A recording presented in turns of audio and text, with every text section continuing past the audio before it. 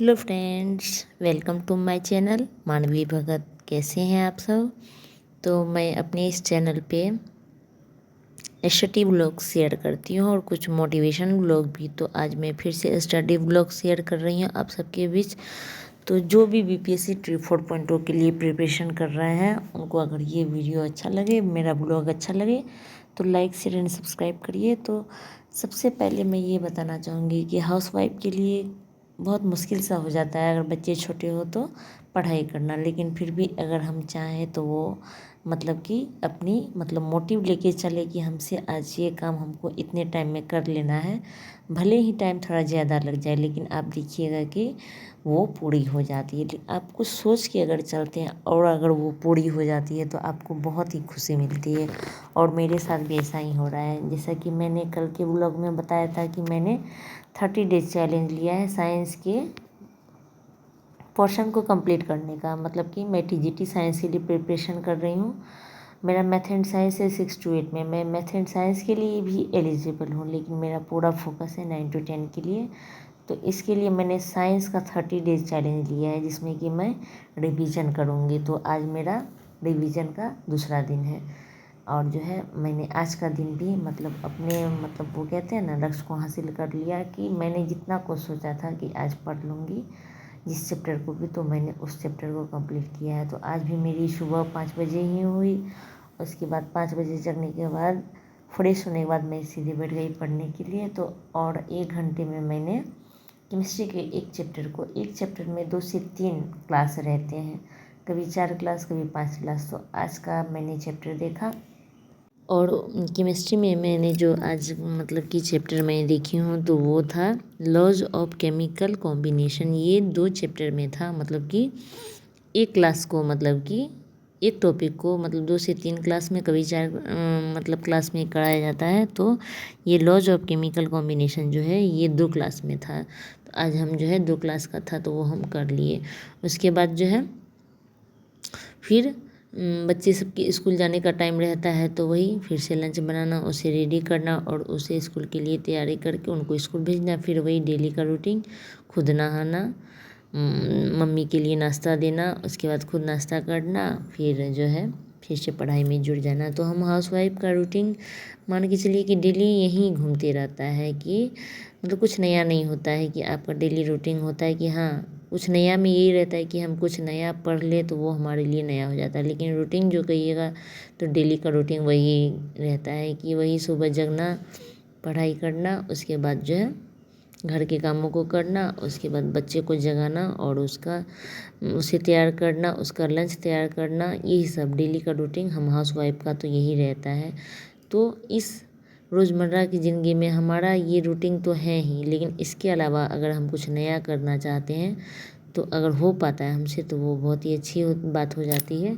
तो मैं तो कल से देख रही हूँ और मेरा कल का टारगेट भी पूरा हुआ और मैंने आज का टारगेट भी कंप्लीट कर लिया है। उसके बाद बच्चे जब स्कूल चले जाते हैं तो मुझे 4 घंटे का टाइम मिल जाता है। 4 घंटे में 7 बजे वो स्कूल जाते हैं तो मान के चलिए कि 8 बजे तक मैं कंप्लीट होती हूँ, नहा के पूजा करके नाश्ता करने के बाद जो है मेरा 1 घंटा बीत जाता है। कि 3 घंटे मैं पूरे फ्री रहती हूँ। 3 घंटे फिर बच्चे स्कूल से आते हैं फिर मैं जाती हूँ खाना बनाने के लिए, क्योंकि वो लोग तुरंत आने के बाद खाना खाना नहीं चाहते हैं, 1 से 1.5 घंटे बाद खाते हैं। तो इससे ये होता है कि वो जब स्कूल से आते हैं तो मैं किचन जाती हूँ। अगर पहले चले जाती हूँ, पहले तो मैं पहले ही खाना बना लेती थी, लेकिन ये लोग बहुत ही खाना ही नहीं चाहती थी। तो इसीलिए अब मैंने सोचा कि क्यों ना 3 घंटे ही टाइम दूँ तो पूरा सुबह का 1 घंटा दे पाती हूँ। इसके बाद ये 3 घंटे जो बचते हैं मेरे पास तो मैं ये 3 घंटे क्यों ना अपने पढ़ाई में ही लगा दूँ।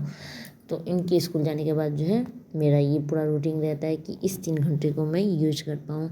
तो आज मैंने यही चैप्टर को देखा केमिस्ट्री का। उसके बाद मैंने फिजिक्स का देखा 2 चैप्टर, जिसमें कि force and law of motion था, जिसमें कि बहुत ही आसान ही था। लेकिन रिवीजन मैं शुरू से कर रही हूँ तो मैं चाहती हूँ कि चैप्टर वाइज करती ही जाऊँ, जो कि आसान भी है उसे भी ना छोड़ूँ।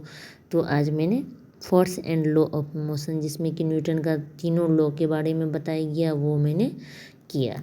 तो इसमें बहुत ही मतलब कि जो भी है ज़रूरतों से रिलेटेड है, यानी जो भी आपके हैं वो मैम ने बहुत ही अच्छे तरीके से समझाया, तो वो मैंने किया फिजिक्स में। केमिस्ट्री में मैंने लॉज ऑफ केमिकल कॉम्बिनेशन किया, उसका भी 2 क्लास था और इसका भी 2 क्लास था। उसके बाद बचा था सेल डिवीज़न।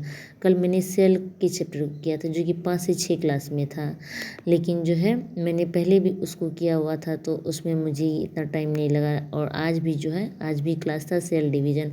बहुत ही इंटरेस्टिंग चैप्टर है सेल डिवीज़न, और इसे करने में ना मतलब बहुत ही अच्छा लगा कि जब जब मैं दोबारा करती हूँ तो बहुत सी ऐसी चीज़ होते हैं कि मुझे लगता है कि ये पूरे तरीके से याद है, लेकिन जब जब मैं मतलब दोबारा से जब मैं पढ़ती हूँ उसी नोट को, तो लगता है कि कुछ पॉइंट ऐसे रह जाते हैं कि मैंने इसे मतलब ध्यान में ही नहीं रहता है कि मैंने इसे पढ़ा भी था।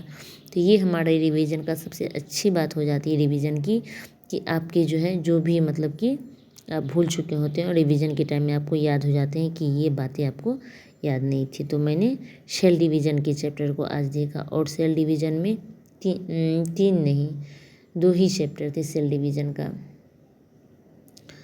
नहीं, फिजिक्स केमिस्ट्री में 2 चैप्टर थे और बायोलॉजी में 3, सेल डिवीज़न के 3 चैप्टर थे, तो मैंने 3 चैप्टर किया। मतलब आज मैंने टोटली 7 क्लास किया, और मुझे बहुत ही खुशी हुई कि मैंने ये देखी ये सेल डिवीज़न का चैप्टर है।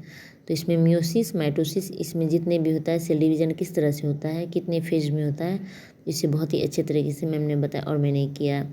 तो आप लोगों को मेरा वीडियो अच्छा लगता है तो लाइक शेयर सब्सक्राइब करिए, और हमेशा मोटिवेट के साथ पढ़िए। अगर हमें लाइफ में कुछ करना है, आगे बढ़ना है, तो हमें अपने लिए कुछ ना कुछ करना ही होगा। अगर आप अपने समय को ऐसे ही व्यर्थ गंवा देते हैं तो आपको इसका नुकसान अभी तो नहीं पता चलेगा, लेकिन जब समय बीत जाएगी तो आपको पता चलेगा कि आपने क्या गंवाया है। समय तो बीतते जा रहा है, कुछ दिनों में नोटिफिकेशन आएगा ही आएगा, वो तो है ही।